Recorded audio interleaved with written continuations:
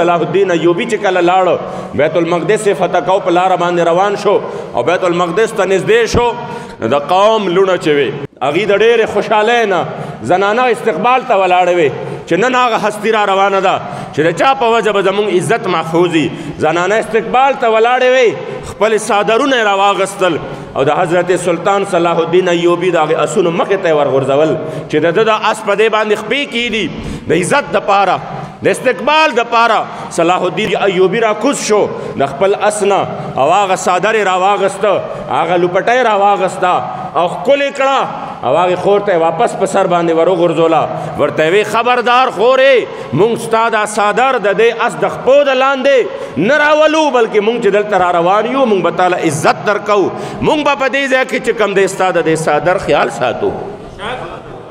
نن عزتمندو حالت دا شو چې خپل لونه د اغیارو دپاره خرڅېږي د خپل قوم عزتونه دا د IMF سره ګروي ښودي کېږي د څه دپاره چې بل چې کوم دی څه نشته بل مونږ سره لار نشته ولې در سره نشته. اسلام نظام تراشه په ذات د خدای قسم هغه نظام دی چې په دې نظام کې هر څه شته.